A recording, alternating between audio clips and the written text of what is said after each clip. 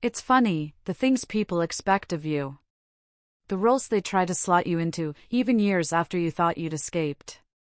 I was at home in Portland, deep into some work, when there was a knock at my door.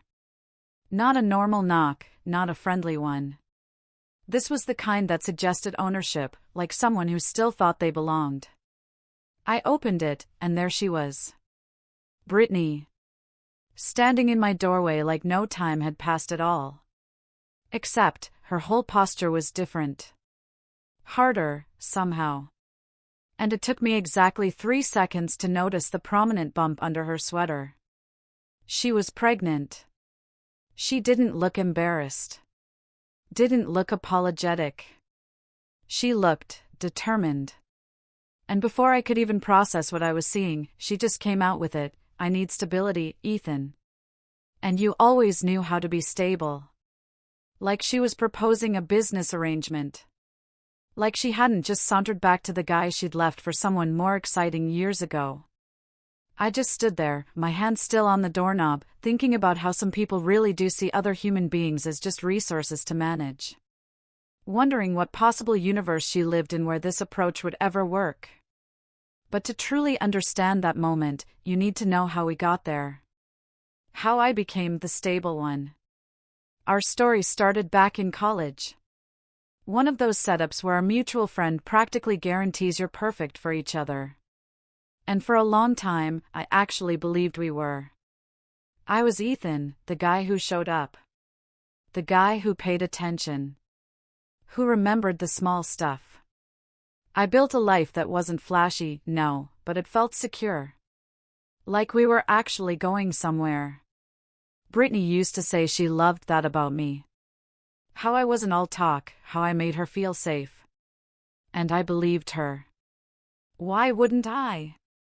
But somewhere around year 3, something shifted. It was like she started measuring our relationship against some invisible standard I didn't even know existed. Little comments started creeping in. How we never did anything exciting anymore. How all my friends were boring. How I didn't have enough ambition. Every time I tried to plan something special, she'd find a reason it wasn't quite right. I'd suggest a weekend trip, she'd say we couldn't afford it.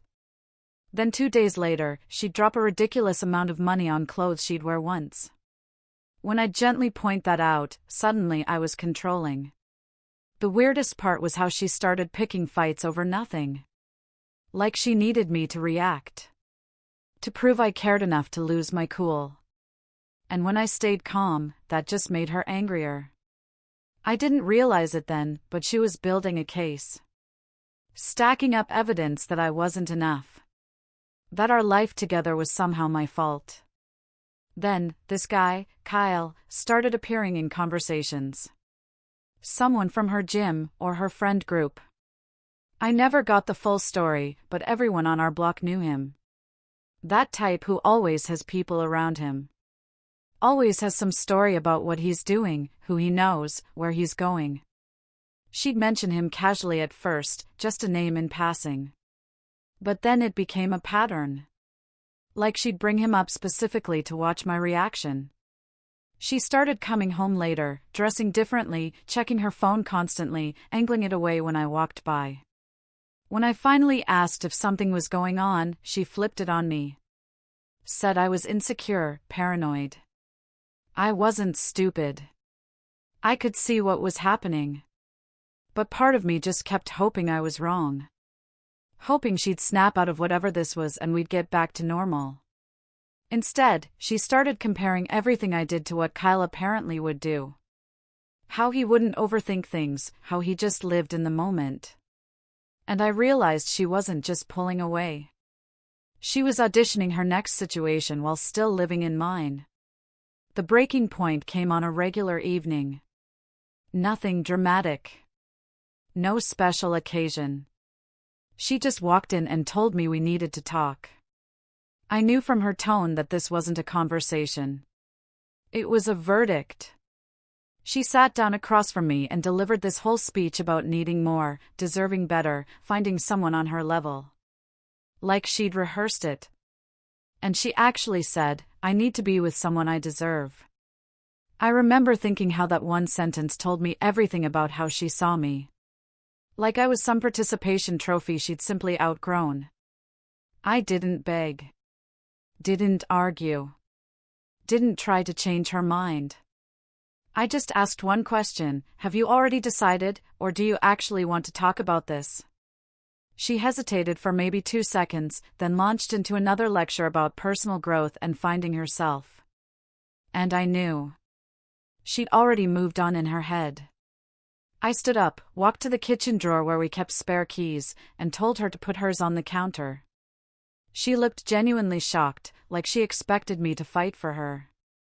To give her the dramatic scene she could tell people about later. But I was done performing. I said, if you're leaving, let's do this clean. The way her face changed, like she suddenly realized I wasn't going to play the heartbroken ex who'd sit around waiting. That almost made her angrier than the breakup itself. She tried to start another speech about how this was hard for her, too. I just cut her off. Told her she could grab her stuff now or come back tomorrow when I wasn't home. Her choice. But either way, this conversation was over. The silence that followed felt massive, like our entire apartment was holding its breath. She finally stood up, grabbed her keys, and walked out without another word. I sat there for probably an hour after she left. Not sad, exactly. More like angry at how unfair the whole thing was. Because I hadn't cheated. Hadn't lied. Hadn't done anything except be the stable guy. And apparently, that was my crime. The next few days were mechanical. I boxed up her remaining stuff, left it in the building's lobby for her to collect. Changed my locks because something told me she kept a copy. And blocked her on everything except email, just in case there were practical things to handle. People kept trying to tell me I'd dodged a bullet, that I was better off. And I'd nod and agree, because what else do you say? But mostly, I just felt numb. Like someone had rearranged my entire life and expected me to act grateful. Months turned into years. I moved to a better place across town in Portland. Focused on work. Started actually building something instead of just coasting.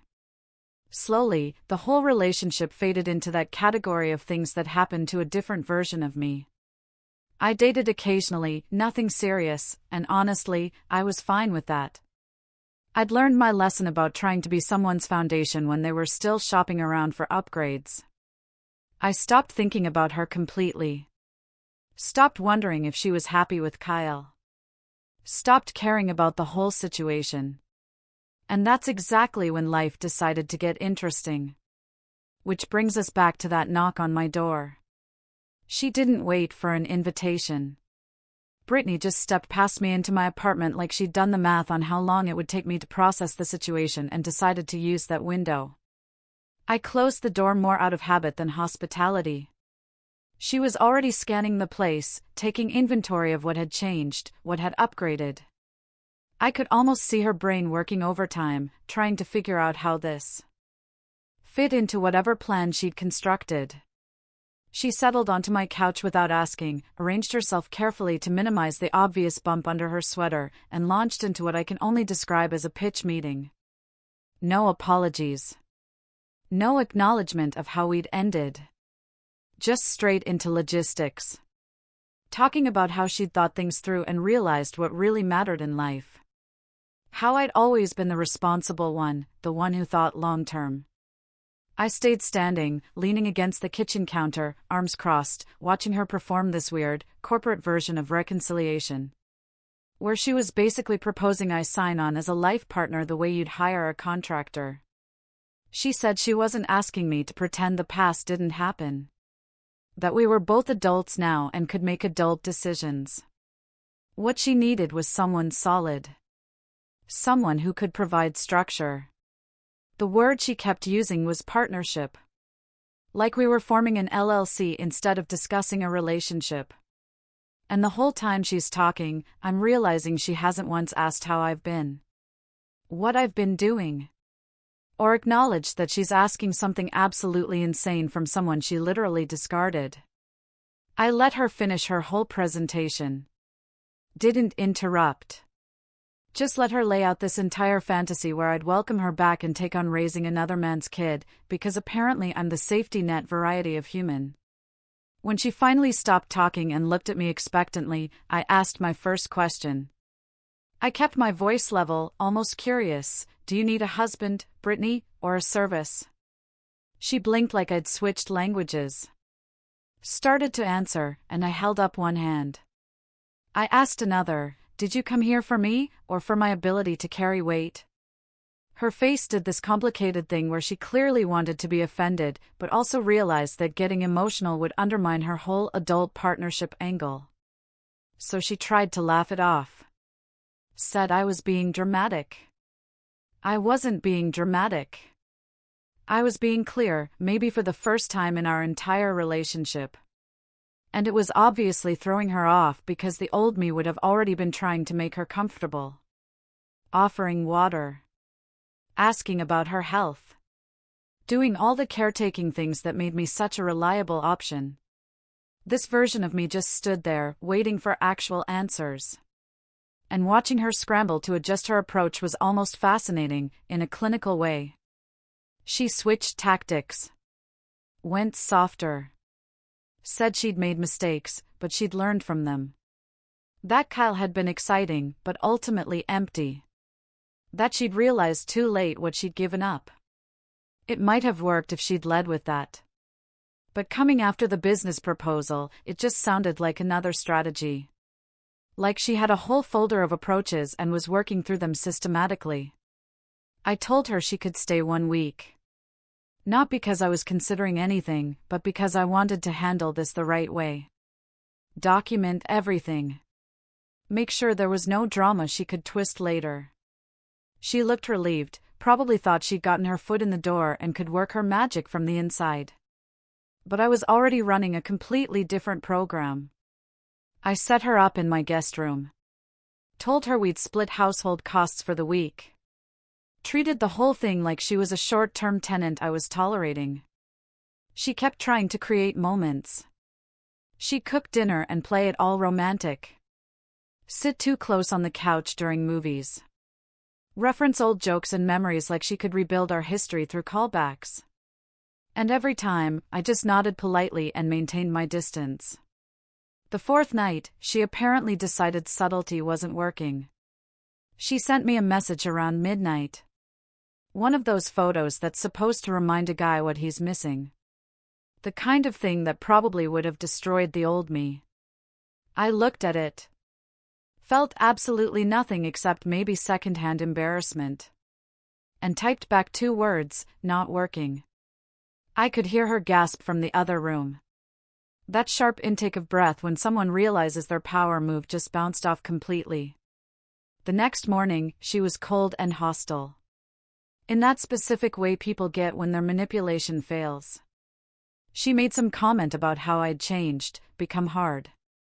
Like being emotionally unavailable was somehow worse than using someone as a backup plan. I just shrugged and told her, people adapt. The week was almost up when she started asking more questions about my life. Not out of genuine interest, but because she'd noticed things that didn't add up with her mental image of stagnant, reliable me. The furniture was nicer. I had actual art on the walls. My laptop setup suggested I was doing more than just a basic job. When she asked what I'd been up to work-wise, I kept it vague, but mentioned I'd started a company with 2 partners about 18 months after we split. Her whole energy shifted immediately, like I'd revealed I was playing a different game than she'd assumed. Suddenly, she wanted details. Wanted to know how successful it was. What kind of revenue we were doing. Whether I had employees. I gave her the bare minimum, watched her recalculate in real time. And that's when I mentioned, almost as an afterthought, that I was engaged. I didn't show her photos. Didn't volunteer a name. Just stated it as a fact. The same way you'd mention you'd gotten a new car. But her reaction told me everything about why she'd really come back. It wasn't about me specifically. It was about what she thought I represented. The safe, boring option that would still be sitting exactly where she left it. And discovering I'd not only moved on but moved up clearly bothered her more than anything else that week. She got quiet. Excused herself early. I heard her making phone calls from the guest room, her voice tight and angry, though I couldn't make out the words. The next afternoon, I was at the office, working through some contracts, when my phone started blowing up. Texts from neighbors, one from Mr. Davies, my building manager. All basically asking what the hell was happening at my place. I pulled up the security camera feed I'd installed when I moved to this new apartment, and there he was. Kyle himself. Standing in front of my building, making a scene. He was yelling. Gesturing at windows. Playing to the small crowd of neighbors who'd come out to watch. And I could see Brittany standing off to the side, looking distressed in that performed way people do when they want to seem helpless. He was doing the whole aggressive, territorial thing loud enough that I could practically hear the speech through the camera feed. All about respect and stepping up and being a man. The usual script guys like that run when they want to establish dominance. My first instinct, the old programming, was to rush home and handle it. To protect her, even though she'd put me in this situation. But I stopped myself. I actually thought it through. This was theater. This was her creating drama to force my hand, to make me play the hero so she could frame our story as me fighting for her. And the absolute best thing I could do was refuse the role entirely. I called the non-emergency police line. Explained the situation calmly. Gave them my address. Mentioned there was a man harassing residents and threatening property. And then I went back to work. Mr. Davies called 20 minutes later to tell me the cops had shown up. That Kyle had gotten aggressive with them. And apparently, he had an outstanding warrant for something unrelated, probably unpaid tickets or a missed court date, the kind of thing guys like that always seem to have following them around. They arrested him right there, in front of everyone. And according to Mrs. Chen, who watched the whole thing from her window, Brittany completely melted down. Tried to play the victim. Told the cops I'd set this up, that I was harassing her. The whole 9 yards of desperation.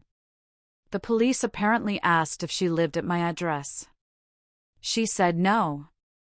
They asked if she had permission to be there, and she had to admit the week was up anyway. So they basically told her to collect her things and leave. I got home around 7 that evening, and she was gone. No note. No text. Just some groceries she'd bought, still in the fridge, and a coffee mug in the sink. I packed up the groceries, left them in a box by the door in case she came back for them. Washed the mug. And sat down to think about next steps. My fiancée, Clara, came over that night. I told her the whole situation, everything that had transpired. She just hugged me and said she was proud of how I'd handled it. That a lot of guys would have gotten sucked into the drama. I realized, sitting there, that this was what actual partnership looked like. Someone who trusted me to handle my past without needing to control it. Who didn't see my boundaries as rejection, but as self-respect. And the contrast to what I'd just been dealing with was almost funny. We talked about whether I needed to take any legal steps. Clara suggested I at least document everything in case my ex tried to cause problems later. So I wrote up a timeline of events and kept all the texts and camera footage. But I didn't pursue any formal restraining order or legal action. Honestly, I just wanted it over. 2 years went by, and I barely thought about either of them, Brittany or Kyle. They'd faded into that category of bullet dodged and lesson learned. My company had grown. We'd moved to a bigger office space in a different part of Portland. Hired a small team. I was finally at a place where work felt like something I'd built instead of something I was just doing. Then one afternoon, my business partner, Liam, mentioned in passing that we'd hired someone new for facilities management. Part-time cleaning and building maintenance. And didn't I used to date someone with that same unusual first name? My stomach dropped before my brain fully caught up. And sure enough, when I checked the new hire paperwork, there she was. Brittany. She listed a different address, working part-time evening hours. And according to Sarah, our HR manager, she'd been pretty desperate for the job, willing to take whatever shift worked for us. I never saw her directly. Our schedules didn't overlap. The facilities team worked mainly after 6. But occasionally, I'd notice small things. A vacuum left in a different spot. Supplies restocked in a pattern I vaguely remembered from when we lived together. Liam asked once if it was weird, if I wanted him to handle any interaction with that department. I told him honestly it wasn't necessary. She was just someone I used to know. As long as she did her job, her history with me was irrelevant. I heard through the office gossip network that she had a kid now, maybe 2 years old. That Kyle came around sometimes but not consistently. That she was working multiple jobs trying to make ends meet. And part of me, the old part, wanted to feel something about that. Wanted to help or intervene or do something. But I'd learned that lesson already. Learned it expensive and permanent. The thing about working in the same building as someone you're actively avoiding is that eventually, the universe decides to test your resolve. For me, that test came about 6 months after she'd started when I had to stay late one evening to meet a client from a different time zone. I was walking to my car around 9 o'clock, mentally running through the next day's schedule, when I heard a kid crying in the parking garage. That specific, exhausted wail that means they're way past tired and into complete meltdown mode. I looked over, and there she was. Trying to wrestle a toddler into a car seat while juggling her phone and what looked like a broken bag spilling groceries onto the concrete. The kid was arching his back, refusing to cooperate. And she was doing that thing parents do when they're at the absolute end of their patience, but trying not to lose it in public. Our eyes met for maybe half a second, and I saw her whole face cycle through shock, embarrassment, anger, and something that might have been hope. And I made a decision right there that probably says everything about who I'd become. I kept walking. Got in my car. Drove home. And didn't look back. Not because I wanted to be cruel, but because I'd learned the hard way that my help always came with strings I didn't intentionally attach. That she'd find a way to turn one moment of assistance into a foothold back into my life. Clara noticed I was quiet that night. Asked if something was wrong.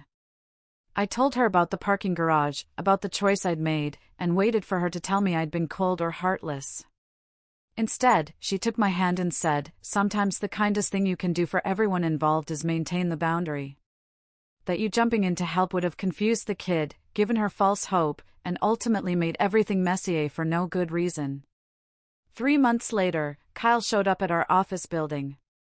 Not inside, but lingering around the entrance, clearly waiting for her shift to end. I was leaving for lunch and nearly walked right past him before he recognized me. The look on his face was pure calculation, like he was trying to figure out if I was a threat or an opportunity. He didn't say anything directly, just made this comment to the air about how funny it was that some people couldn't let go of the past. How pathetic it was when guys orbited around their exes. And I realized he thought I'd engineered her getting this job. That I was somehow keeping tabs or maintaining control. I stopped. Turned to face him fully and said the only thing I'd say to him in this entire story: I work here. She works here. That's where the connection ends. He puffed up like he wanted to make it physical. Started going on about respect and territory and all the usual posturing. I just pulled out my phone and opened the camera app. Didn't record. Didn't threaten. Just held it visibly. And his whole demeanor changed. Because guys like that live on being able to operate in gray areas where it's just their word against yours. He backed off, muttered something about not being worth his time, and left. But I reported the interaction to building security anyway. Had them flag his description in case he came back. Officer Miller, the security guard, asked if I wanted to press trespassing charges since he had no business being there. And I thought about it, genuinely considered it, but ultimately said, no. Just keep him out moving forward. Because I was tired of giving either of them more energy than they'd already taken. The office rumor mill eventually filled in gaps I never asked about because people can't help themselves when there's drama, even if it's someone else's life falling apart. Apparently, she tried to get him to step up multiple times. Had taken him to court for child support, and he claimed he couldn't pay, was working under the table somewhere, and dodging garnishment. She'd applied for state assistance, was living in a small apartment on the other side of town, had her mom helping with childcare when she worked nights. The whole struggling single-parent situation that might have pulled at my heartstrings once, but now just made me feel tired. One of the younger guys in my office, Noah, fresh out of college and still idealistic, asked me once if I ever thought about helping her out since we had history. And I told him something I'd learned the expensive way: you can't save people from consequences they chose. And trying just teaches them that consequences are optional if they find the right person to manipulate. He looked uncomfortable, probably thought I was being harsh. But 6 months later, he got burned by someone doing almost the same pattern and came back to apologize for judging. I told him there was nothing to apologize for. That some lessons only land when you live them yourself. My wedding happened about a year after all this. Small ceremony, just close friends and family. Everything the opposite of the big production Brittany used to plan in her head when we were together. I'd occasionally wondered if she'd somehow hear about it and try to crash or send a message. But the day came and went perfectly. No drama. No interruptions. Just two people choosing each other with clear eyes and honest intentions. Clara knew the whole story.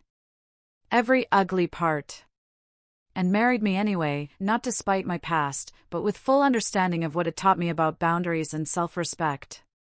We were going through photos a few weeks later, and she asked if I ever regretted how things ended with Brittany. If I wished I'd handled anything differently. And I had to really think about it. The answer was no. Not because everything I did was perfect, but because every choice I made after she left was about building something real instead of managing someone else's chaos. I'd learned that love without respect is just performance. That stability without appreciation becomes a prison.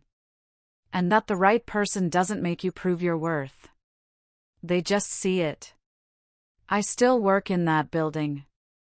Still occasionally see evidence that she's been through a particularly well-organized supply closet or the specific way certain things get arranged. And it doesn't bother me anymore. She's just someone who works in my building. Someone I used to know in a different version of my life. And that distance isn't cruelty. It's clarity. I heard recently that Kyle finally got arrested for something more serious. That he's facing actual jail time. And that she's been posting on social media about being a strong single mom, finding herself, all the usual narratives people construct when the story didn't go how they planned. Part of me hopes she figures it out. Hopes the kid grows up okay. Hopes she eventually learns what I had to learn about choosing better and being honest. But those hopes are distant and impersonal. The kind you'd have for any stranger struggling. The lesson I took from all of this isn't about her, or him, or even that relationship specifically. It's about understanding that some people see love as a transaction, and others as a choice. And once you figure out which one you're dealing with, everything else gets simpler. I'm not her villain, and I'm not her hero. I'm just someone who learned to close doors that needed closing. And the peace that came from that decision is worth more than any drama I could have gotten sucked into. Someone once told me that the opposite of love isn't hate, it's indifference. And I finally understand what they meant. Because when I think about her now, I don't feel anger or longing or regret. I just feel nothing. And that nothing feels like freedom. Sometimes the strongest thing you can do is simply walk away and let people face what they've created. What boundaries in your own life do you think might need reinforcing?